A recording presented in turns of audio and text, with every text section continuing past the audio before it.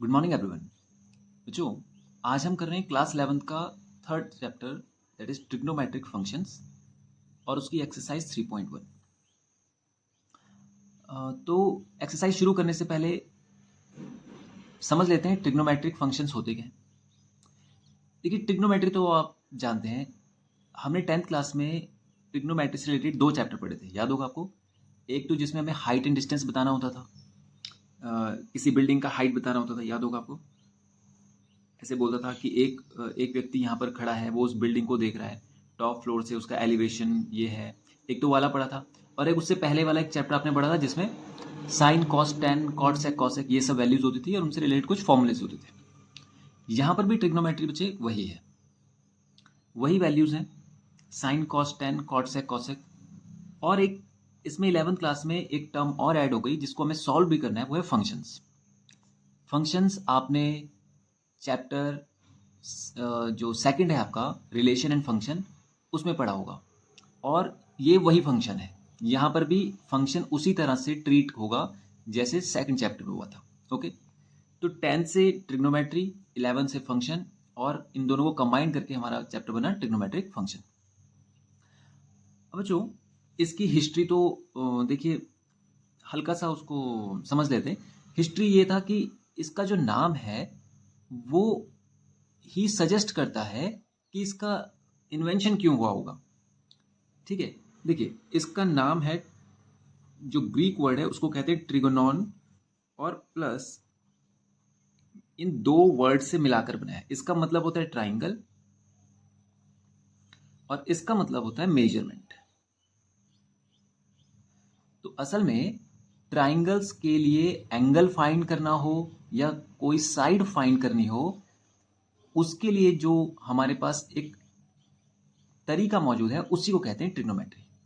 जैसे मान लीजिए एक ट्राइंगल हमने बनाया, अब मैं यहाँ पे राइट एंगल ट्राइंगल बना रहा हूँ क्योंकि मैक्सिमम केसेस में हमने राइट एंगल को ही सॉल्व किया है। ये और ट्राइंगल्स के लिए भी यूज हो सकता है, केवल राइट एंगल के लिए नहीं होता। ठीक है, सीधी साइड के कोई भी ट्राइंगल हो उनके लिए ये ट्रिग्नोमेट्रिक फंक्शन यूज किए जा सकते हैं, बट हमें मोस्ट ऑफ द केसेस में यहाँ राइट एंगल को सॉल्व करना है।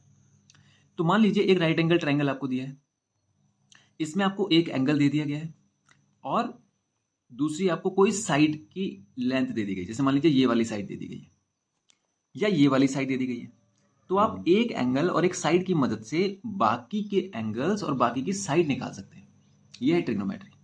जैसे सपोज कीजिए आपके घर के बाहर जो रास्ते पे एक इलेक्ट्रिक पोल होगा, बिजली का खंभा, आपको उसकी हाइट फाइंड करनी है।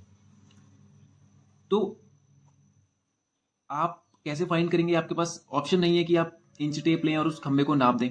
ठीक है, तो आप क्या करेंगे, अपने घर से वहां तक का डिस्टेंस तो आप पता लगा ही सकते हैं। जैसे मान लीजिए आप जहां पर खड़े हैं वहां से जो उस इलेक्ट्रिक पोल का जो फुट है, ये यहाँ पर, यहाँ तक का डिस्टेंस तो आप नाप ही सकते हैं, सीधा सीधा, है ना।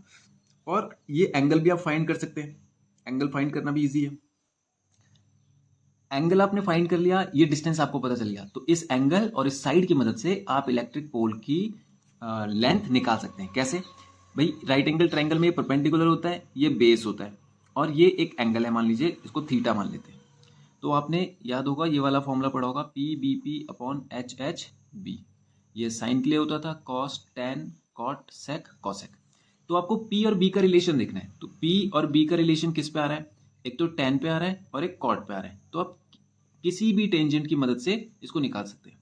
तो मैं यहाँ पे ले लेता हूँ टेन, और एंगल हमारे पास थीटा इज इक्वल्स टू होता है पी अपॉन बी। तो थीटा मेरे को पता है, एंगल हम फाइंड कर चुके थे। तो मान लीजिए यहाँ पे थीटा 30 डिग्री था सपोज कीजिए, और परपेंडिकुलर हमें फाइंड करना था, और बेस हमें पता था, हमें अपने घर से वो डिस्टेंस भी पता था, मान लीजिए वो 10 मीटर था। तो टेन 30 का वैल्यू कितना होता है? 1/√3 is equals to P upon 10। तो ये कितना आ जाएगा? अच्छा चलिए कोई बात नहीं, तो p का वैल्यू आ जाएगा, 10 इधर चला जाएगा, 10/√3। इस √3 को सॉल्व कर लेते हैं, वो तो कोई इशू नहीं है। देखिए तो ये आ जाएगा 10√3/3। तो परपेंडिकुलर हमारे पास जो आ गया, यानी खंबे की जो ऊंचाई आ गई वो ये आ गई। तो ऐसे ही किसी भी ट्राइंगल के लिए, मतलब राइट एंगल के लिए बोल रहा हूं मैं, वैसे तो किसी भी ट्राइंगल के लिए, ऐसे ही किसी ट्राइंगल के लिए अगर आपको साइड फाइंड करनी हो, एंगल फाइंड करना हो, तो कोई सी भी साइड कोई सा भी एंगल फाइंड कर सकते हैं हम, केवल हमें दो चीजें पता होनी चाहिए, एक तो कोई भी एंगल दे दिया जाए और कोई एक साइड दे दी जाए, ठीक है। तो अब जो जनरल यूज है इसका वो यही है कि आपको ट्राइंगल के लिए क्या करना है, साइड और एंगल फाइंड करने हो तो हम इसका यूज करते हैं, ठीक है। अब देखेंगे बच्चों, हमने यहाँ पर एंगल की बात करी, ठीक है। तो एंगल आज तक जो भी हमने बनाए हैं आपने देखा होगा, हम एक बेस लाइन खींचते थे, याद होगा आपको, जब डी की मदद से जो आप एंगल बनाते हैं एक बेस लाइन बनाते थे, और यहां से बेस लाइन लेकर जैसे मान लीजिए एक मैं डी बना देता हूं, ये देखिए, याद होगा आपको, आप डी रखते थे यहां पर और इस डी में ऐसे करके अलग अलग एंगल्स दिए रहते थे, याद होगा आपको, ऐसे करके।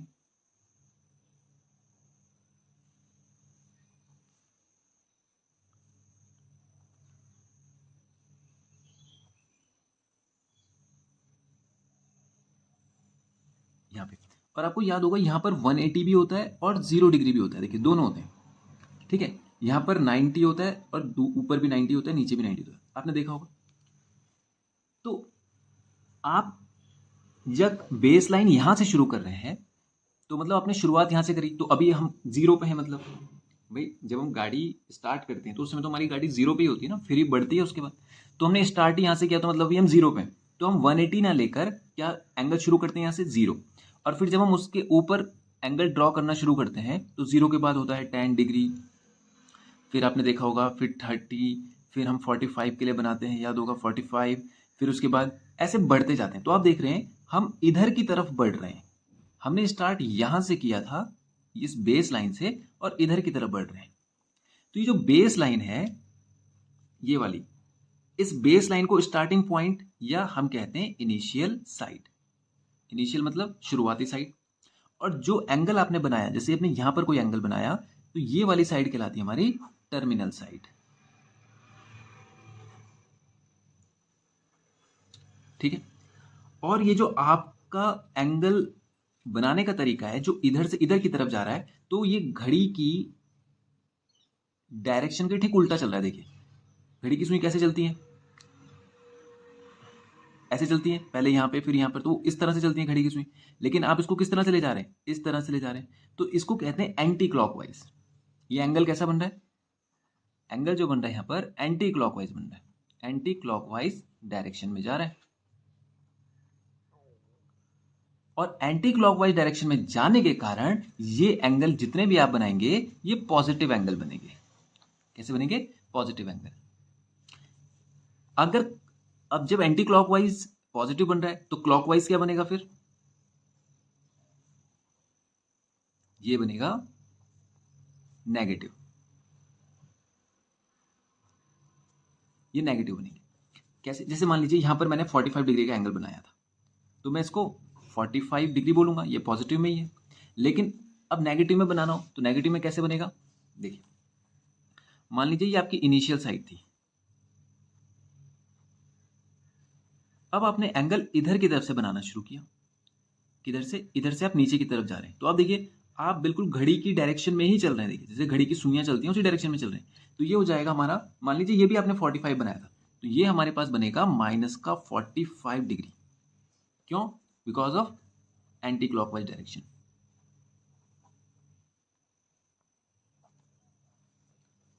ये बस बेसिक डिफरेंस है। अब देखिए ये कैसे पता चलेगा कि ये नेगेटिव है, ये क्लॉकवाइज बन रहा है या एंटी क्लॉकवाइज बन रहा है। देखो बच्चों यहां पर जो मार्किंग हो रही है, जो मार्क लगा रहे हैं एंगल के बीच में, वो डिफाइन करता है। देखिए यही एंगल में, इसी एंगल को दो तरीके से बना लेते हैं। देखिए एक यहां पर और एक यहां पर, ये दोनों एंगल आपने देखा होगा दिखने में बिल्कुल एक जैसे लग रहे हैं। एक बार मैंने मार्क किया यहां से यहां, एक बार मार्क किया यहां से यहां। अब देखिए तो इस मार्किंग को देखिए बच्चों, इसका मतलब होगा कि ये ऐसी लाइन रही होगी और आप एंगल इधर से बढ़ते हुए, पहले आप इधर आए होंगे फिर इधर आए होंगे, ऐसा करते करते आप इधर से फिर इस लाइन पर पहुंचे। इस साइन का ये मतलब है कि आप इधर से इधर आ रहे हैं, ठीक है। तो जब आप इधर से इधर आ रहे हैं तो आप देखिए इस एंगल का डायरेक्शन क्या रहा होगा, एंटी क्लॉकवाइज, तो ये पॉजिटिव एंगल बनेगा। लेकिन इस वाली कंडीशन में देखिए, इसका मतलब है कि आप इधर से इधर आए, मतलब ये लाइन पहले ऐसे रही होगी इनिशियल साइड, फिर आप यहाँ पर आए होंगे, फिर यहाँ पर आए होंगे, फिर यहाँ पर आए होंगे, तो मतलब आप यहाँ पे क्लॉकवाइज चल रहे हैं, तो इसलिए नेगेटिव एंगल। ओके, समझ में आ गया? तो इस तरह से आप पता लगाते हैं कि भाई ये नेगेटिव है या पॉजिटिव है। तो जितने भी एंगल आपने आज तक मेजर किए हैं या जो भी एंगल आपने बनाए हैं बच्चों, वो कहलाते थे हमारे प्लेन एंगल्स। क्या कहलाते हैं? Plane angles. तो देखिए,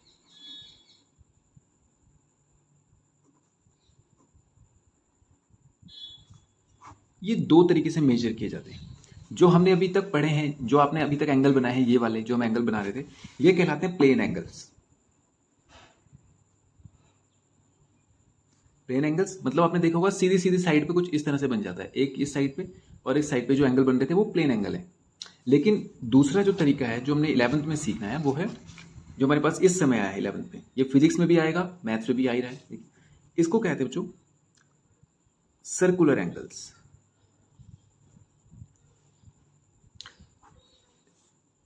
जैसे कि एक सर्कल है, इस सर्कल में आपको ये ऐसे कोई एंगल मेजर करना है, ये वाला, तो ये एंगल हमारे सर्कुलर एंगल्स कहलाते हैं। ठीक है, तो प्लेन एंगल्स को हम डिग्री में नापते थे, याद होगा आपको? जैसे आप बोलते थे 45 और ऊपर लगाते थे डिग्री, ये प्लेन एंगल के लिए है असल में। ओके, लेकिन जो सर्कुलर एंगल के लिए है उसको कहते हैं रेडियन मेजर्स।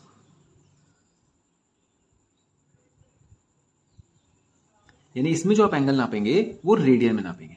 ठीक है, जैसे मान लीजिए कोई भी नंबर दे दिया आपको, जैसे 5, तो रेडियन बोलेंगे इसे, क्योंकि आप अगर रेडियन बोल रहे हैं तो समझ जाइएगा सर्कुलर है, सर्कुलर दे रहा है तो मतलब वो फिर रेडियन में ही नापेगा।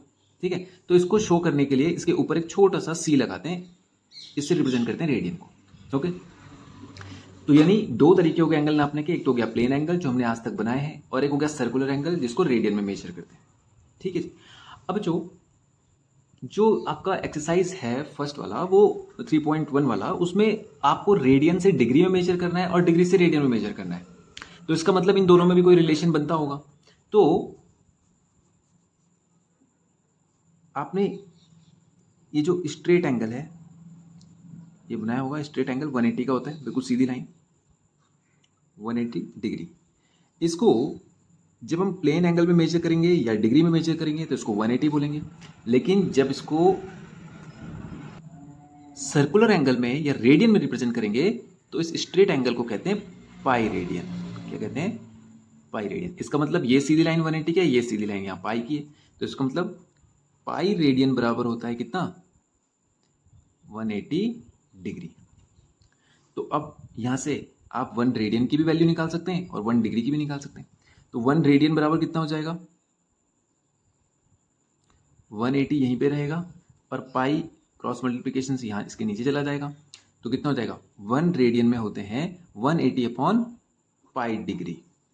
ठीक है, और यहाँ से 1 डिग्री की वैल्यू निकालनी हो तो अब इसको इधर ले जा लीजिए, तो 1 डिग्री बराबर हो जाएगा पाई बाई 180 और रेडियन। तो ऐसे ही आपको कन्वर्ट करने के लिए कहेगा, वो बोलेगा कि जैसे मान लीजिए एक क्वेश्चन कर लेते हैं, एक एग्जांपल देख लेते हैं। जैसे कह रहा है 5 डिग्री टू रेडियन मेजर कीजिए। तो 5 डिग्री मतलब अगर आपको 1 डिग्री का पता हो कि 1 डिग्री में कितने रेडियन होते हैं तो 5 में भी पता चल जाएगा। तो 1 डिग्री में कितने होते हैं? पाई बाई 180, तो 5 डिग्री में कितने हो जाएगा? इंटू कर देंगे।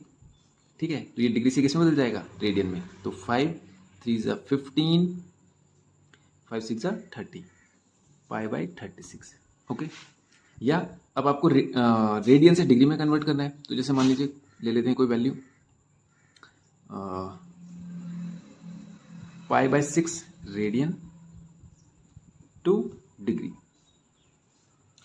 तो pi by 6 multiply by 180 by pi, क्योंकि हमें 1 रेडियन का वैल्यू पता है, 1 रेडियन में 180 अपॉन पाई होता है, तो पाई बाई 6 में कितना हो जाएगा? मल्टीप्लाई कर देंगे 180 अपॉन पाई से, 6 3 ज़ा 18, यानी ये कितने डिग्री की बात हो रही है? 30 डिग्री की बात हो रही है। ओके, तो इस तरह से हम इसको कन्वर्ट करेंगे।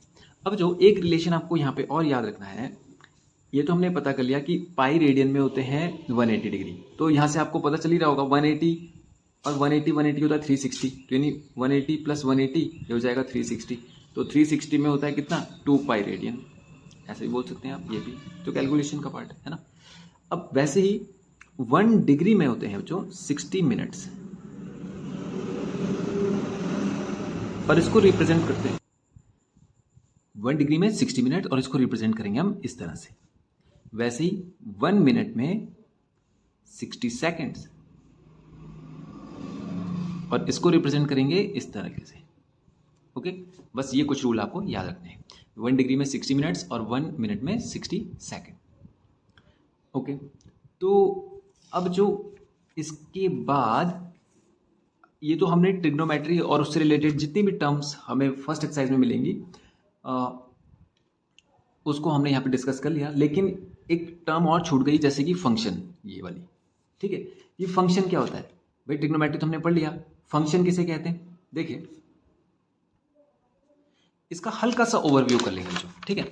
इसको हम एक्सरसाइज 3.2 से पहले डिटेल में पढ़ेंगे, तो लेकिन यहाँ पे एक हल्का सा इसको समझ लेते हैं। देखिए, फंक्शन आपने रिलेशन एंड फंक्शन चैप्टर में पढ़ा होगा। वहां पर आप बोलते थे, देखिए 2 सेट दिए होते थे आपको इस तरह से, ठीक है, और यहाँ पर A B C और 1 2 3 कुछ एलिमेंट्स हैं, इस सेट के एलिमेंट है, इस सेट के एलिमेंट है। यहां पर ये कुछ इस तरह से कॉम्बिनेशन बनाते थे, ये दिख रहा है आपको? यानी A का यहां भी बन रहा है पेयर, यहां भी बन रहा है, यहां भी बन रहा है, इधर भी बन रहा है, इधर भी बन रहा है। B का भी तीनों से बन रहा है, C का भी तीनों से पेयर बन रहा है। तो ये कहलाता था हमारा रिलेशन, याद होगा आपको। क्यों? अभी फंक्शन समझते हैं, तब फंक्शन से पता चलेगा इसको रिलेशन कह रहे हैं और इसको फंक्शन क्या कह रहे हैं, क्या डिफरेंस है दोनों में। यही एलिमेंट हमने यहां पर लिए। जब हमने यहां देखा, यहां पर हर एक एलिमेंट का केवल एक इमेज बन रहा है। देखिए, इसका केवल एक इमेज बन रहा है, जबकि यहां पर इसके 3 इमेज बन रहे थे। मतलब ऐसे बोल सकते हैं आप कि 3 रिजल्ट आ रहे थे। एक का पेयर 1 के साथ भी बन रहा था, 2 के साथ भी बन रहा था, 3 के साथ भी बन रहा था, जो कि फंक्शन के लिए जो कंडीशन है उसकी बिल्कुल उल्टा है। फंक्शन के लिए कंडीशन क्या है? एक एलिमेंट का केवल एक इमेज बनना चाहिए, इधर के एलिमेंट का केवल एक ही इमेज बनना चाहिए। जैसे A का 1, B का 2 बना, C का 3 बना, तो मतलब इसकी एक इमेज बनेगी, इसकी भी एक इमेज। ऐसा नहीं होगा, देखो B की यहाँ पर 1 भी बन रही है और 2 भी बन रही है और 3 भी बन रही है, 3 इमेज बन रही है यहाँ पर, जबकि B की केवल एक इमेज बन रही है। तो इसी को कहते हैं फंक्शन। ऐसा ही फंक्शन ये वाले जो साइन कॉस टैन है ये भी फॉलो करते हैं, यही रूल फॉलो करते हैं, इसलिए इनको फंक्शन कहा गया। जैसे यहां पर मान लीजिए मैं साइन थीटा के लिए बना लेता हूं, तो यहाँ पे थीटा हो गया, यहाँ पे हम वैल्यू रखते हैं एंगल्स के लिए, और यहाँ पर ये वैल्यू आ जाएगा सॉल्व करके जो हमारा रिजल्ट आता था। जैसे मान लीजिए आपने वैल्यू रखा यहाँ पर 0, ये डिग्री में है, ठीक है, और फिर रखा आपने π/6 और यह π/4, उसके बाद π/2, फिर पाई, फिर 2 पाई, ऐसे करके आपने कोई वैल्यू रखी। तो साइन 0 की वैल्यू कितनी होती है? 0। π/6 की वैल्यू कितनी होती है? 1/2। π/4 की वैल्यू कितनी होती है? 1/√2। π/3 की वैल्यू कितनी होती है? √3/2। पाई की वैल्यू कितनी होती है? यानी 0, और 2 पाई की वैल्यू कितनी हो जाए? तो इस तरह से आप देखो, हर एक यहाँ के एलिमेंट की केवल एक इमेज बन रही है। देखिए, केवल एक इमेज बन रही है। 0 से 0, π/6 से 1/2, π/4 से 1/√2, ऐसे करके एक एक इमेज बन रही है। और भी इसके अंदर वैल्यूज आ सकती हैं, बट मैंने आपके लिए कुछ वैल्यूज ही ली हैं। तो ये सारी की सारी केवल एक इमेज दिखा रहे हैं, इसलिए ये फंक्शन कहलाते हैं। तो जो ट्रिग्नोमेट्री जो टर्म्स आपने पढ़ी है साइन कॉस टैन, उसको फंक्शन इसीलिए कहते हैं कि एक एलिमेंट की केवल एक इमेज बनती है। ओके, ठीक है। तो बच्चों, ये तो हो गया हमारे पास कुछ बेसिक टर्म्स जो 3.1 से रिलेटेड हैं और इस चैप्टर के छोटा सा इंट्रोडक्शन, ठीक है। तो ये आपने ये समझा कि किस तरह से ये रेडियन में और प्लेन एंगल्स कैसे लेते हैं, रेडियन एंगल कैसे लेते हैं, ठीक है। मेजर क्या रिलेशन है पाई और 180 का। अच्छा बच्चों, एक बात और यहाँ पर छूट गई। देखिए, एक फॉर्मूला होता है। देखिए, जैसे मान लीजिए यहाँ पे जो डिग्री है, इस डिग्री को मेजर करने के लिए, जैसे यहाँ पे थीटा कोई एंगल है, इस थीटा को एंगल को मेजर करने के लिए हम एक फॉर्मूले का यूज करते हैं, दैट इज L/R। L/R का मतलब, ये L जो है लेंथ ऑफ आर्क है। मान लीजिए आपको कोई एंगल ऐसे दिया गया हो, ठीक है, ये थीटा, तो आपने देखा होगा ये यहाँ पे ये सर्कुलर एक आर्क बोलते हैं इसको, तो इसको हम एल से रिप्रेजेंट करते हैं और ये तो रेडियस है। तो थीटा का मतलब होता है कि length of arc upon radius, मतलब जिस एंगल को आप नाप रहे हैं उसके लिए उसमें एक आर्क भी लगा होगा, यानी ये वाला आर्क, उस लेंथ को अगर आप रेडियस से डिवाइड कर देंगे तो आपके पास ये वाला एंगल आ जाएगा। ठीक है, ये छूट गया था यहाँ पे, इसको ध्यान दीजिएगा। तो केवल एक फॉर्मूला ये रहा, थीटा जो सर्कुलर एंगल जो आएगा उसके लिए फॉर्मूला क्या बनेगा, length upon radius, length of arc upon radius. ठीक है बच्चों, तो अब हम करेंगे इसकी एक्सरसाइज 3.1 शुरू करते हैं। देखते हैं फर्स्ट क्वेश्चन के लिए। बोला find the radian measures corresponding to following degree measures. यहाँ पर आपको डिग्रीज में कुछ एंगल दे रखे हैं और आपको इसको रेडियन में कन्वर्ट करना है। ठीक है, तो आपको पता है बच्चों डिग्री और रेडियन का क्या रिलेशन है कि 180 डिग्री जो होता है वो होता है पाई रेडियन के, और आपको यहाँ पे डिग्री से रेडियन में मेजर करना है तो आपको निकालना पड़ेगा 1 डिग्री का वैल्यू। तो 1 डिग्री में कितना होता है, तो 1 डिग्री में कितना हो जाएगा बच्चों, 180 इधर आ जाएगा, तो ये हो जाएगा, मतलब डिग्री नहीं रेडियन। तो इसका मतलब आपको डिग्री में दे रखा है, रेडियन में चेंज करना है, तो आपको 1 डिग्री में 1 डिग्री के लिए वैल्यू निकालना होगा। या सीधा सीधा कहें डिग्री को रेडियन में मेजर करने के लिए पाई बाय 180 करते हैं। तो हम क्या करेंगे, 25 मल्टीप्लाई बाय पाई बाय 180, तो कितना चला जाएगा, 5 5 से 25, 5 3 से 15, 5 6 से 30, 5 पाई बाय 36 रेडियन। ये बन गया 25 डिग्री को कहते हैं हम रेडियन में कितना, 5 पाई बाय 36। ओके, अब सेकंड ऑप्शन करते हैं बच्चों का।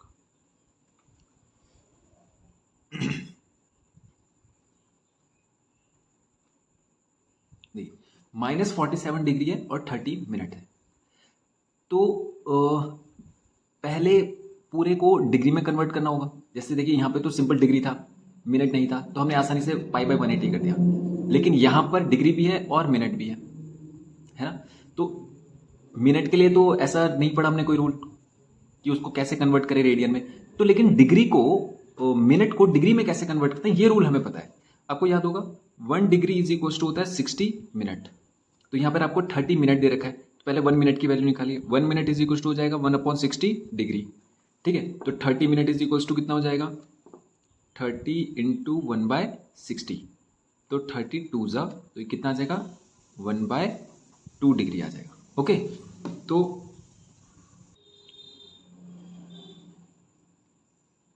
30 मिनट्स के लिए हमने देखा 1/2 डिग्री होता है। इसको ऐसे ब्रैकेट से बाहर कर देते हैं और ये हो गया 47 डिग्री और इसके साथ 30 मिनट और है, इसका मतलब 1/2 डिग्री और है। ठीक है, इसको ऐसे बना लेते हैं। अब माइनस ब्रैकेट लगाएंगे, ये हो जाएगा 47 2 से 94 और +1 होल अपॉन 2, ये हो जाएगा डिग्री में, तो ये हो जाएगा -95/2 डिग्री।